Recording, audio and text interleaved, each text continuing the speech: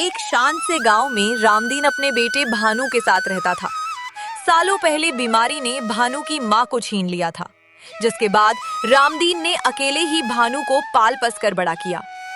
रामदीन चाहता था कि उसका बेटा सहारा बने, लेकिन भानु तो बस सोने और आलस करने में माहिर था। अरे भानु बेटा, दोपहर हो गई है, अभी तक सोए हो?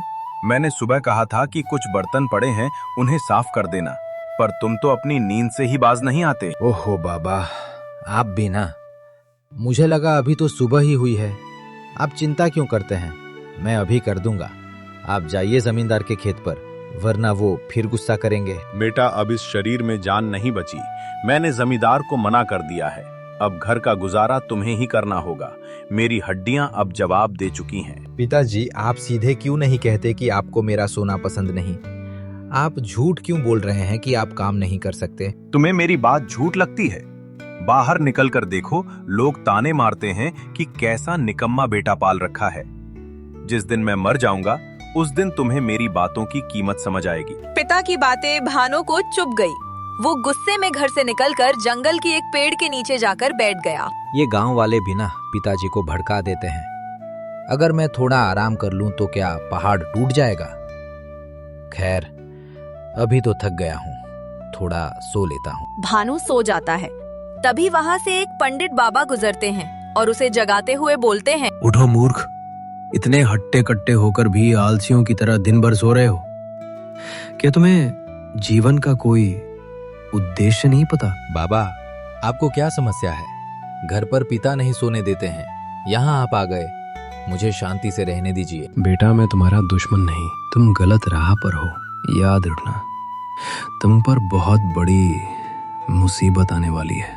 अगर अब भी नहीं संभले तो भारी कीमत चुकानी होगी। जाइए बाबा, मुझे मत डराइए, मैं देख लूंगा। भानु ने बाबा की चेतावनी को अनसुना कर दिया, लेकिन समय अपनी चाल चल रहा था। कुछ ही दिनों में रामदीन की हालत इतनी बिगड़ गई कि वो बिस्तर से उठ भी नहीं पा रहा था। घर में ना अनाज बचा, ना पैसा। भानु बेटा, शायद अब मेरा वक्त आ गया है। अपना ख्याल रखना। याद रखना, काम कोई छोटा बड़ा नहीं होता। इंसान की सोच छोटी बड़ी होती है। नहीं पिताजी, मैं आपको कुछ नहीं होने दूंगा। मैं आपको अभी डॉक्टर के पास ले चलता हूँ। भानु अपने पिता को लेकर अस्पताल जाता है और डॉक्टर भानु को बताते हैं, भानु, इनकी हालत बहुत गंभीर है, फौरन ऑपरेशन करना होगा, वरना इन्हें बचाना मुश्किल है। इसके लिए तुम्हें 50,000 जमा करने होंगे। 5,000 डॉक्टर साहब, इतने पैसे मैं कहाँ से लाऊंगा? कृपया कुछ समय दीजिए। मैं कुछ दवाइयाँ दे देता हूँ, जिससे इन्हें कुछ दिन आराम रहेगा, लेकिन जितनी जल्दी हो सके पैसों का इंतजाम करो। भानु टूट चुका था। उसने जमींदार से मदद मांगी, पर जमींदार ने उसे ये कहकर भगा दिया कि बूढ़े घोड़े पर मैं पैसा नहीं लगाता। मुखिया ने भी हाथ खड़े कर दिए। थक हार कर भानु फिर उसी पेड़ के नीचे जाकर रोने लगा। ईश्वर, मेरी मदद करो। मैं 25,000 रुपए कहाँ से लाऊं प्रभु? कोई रास्ता बताइए प्रभु, कोई रास्ता बताइए। तभी वही बाबा प्रकट होते हैं। बाबा, मुझे क्षमा कर दीजिए, आपकी चेतावनी सच हो गई। मुझे 50,000 रुपए चाहिए, वरना मेरे पिता मर जाएंगे। कोई मेरी मदद नहीं कर रहा। बेटा, तुम्हें अपनी गलती का एहसास है, ये अच्छी बात है। ये लो, ये मेरी शक्ति से सिद्ध की हुई राख है। इसे अपनी जुबान से चूम लो। ये तुम्हें थकने नहीं देगी और तुम्हारे अंदर दानव जैसी शक्ति भर देगी। हम जाओ और लकड़ी काटो। भानु ने जैसे ही वो राख चूमी, उसे लगा जैसे उसके शरीर में बिजली दौड़ गई हो। उसने बिना रुके घंटों लकड़ियां काटी। देखते ही देखते उसने इतनी लकड़ी काट ली कि बाजार में बेचकर उसे 6,000 रुपए का मुनाफा हुआ। अगले कुछ दिनों तक भानु पागलों की तरह मेहनत करता रहा।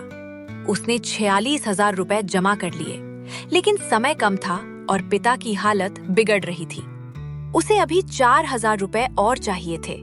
वो फिर जमींदार के पास गया। ठीक है, मैं तुम्हें 4,000 रुपए नहीं, पूरे 5,000 रुपए दूंगा, लेकिन तुम्हें मेरा 10 कट्ठा खेत एक ही दिन में जोतना होगा। भानु ने कड़ी धूप में बिना रुके अपने पसीने से खेत को सींच दिया।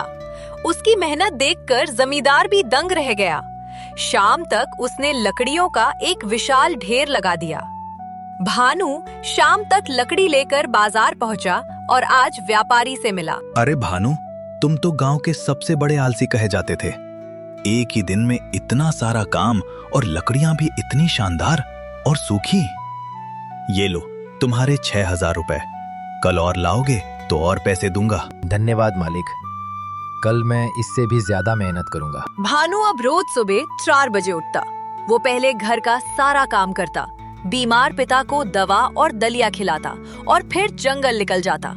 गांव की चौपाल पर बैठने वाले लोग जो कल तक उसकी बुराई करते थे, अब अपनी आंखों पर यकीन नहीं कर पा रहे थे। भानु ने लकड़ी बेच बेच कर 46,000 रुपए जमा कर लिए थे, लेकिन अब समय खत्म हो रहा था। रामदीन की हालत बिगड़ने लगी थी। डॉक्टर ने कहा था, अगर अगले 2 दिनों में ऑपरेशन नहीं हुआ तो जहर पूरे शरीर में फैल जाएगा। भानु को 4,000 रुपए की सख्त जरूरत थी। भानु फिर से जमींदार के पास मदद मांगने गया। आओ भानु, सुना है आजकल बहुत बड़े मेहनती बन गए हो।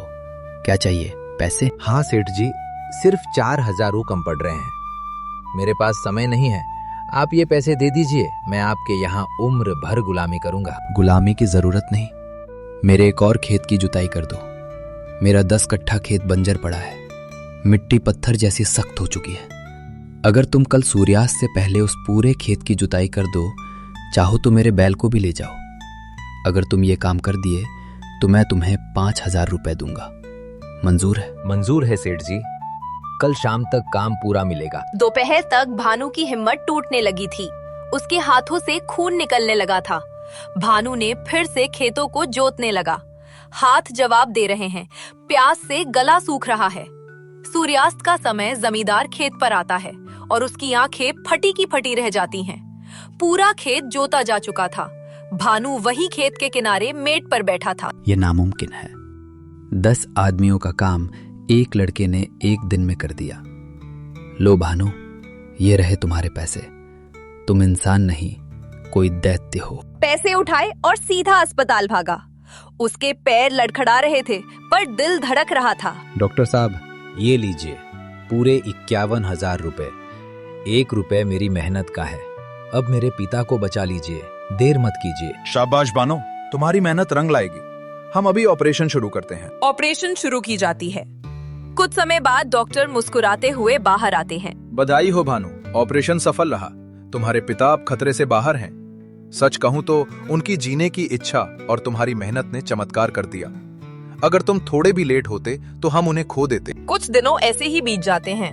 अब भानु अपने पिता को लेकर घर आता है। मुझे माफ कर दे बेटा, मैंने तुझे बहुत डांटा था। नहीं पिताजी, आपकी डांट ने ही आज मुझे एक मर्द बनाया है, वरना मैं तो कहीं किसी पेड़ के नीचे सो रहा होता। दोस्तों, हमारे चैनल को सब्सक्राइब करें और शेयर करिए और लाइक करिए। हम बहुत मेहनत से वीडियो बनाते हैं, प्लीज।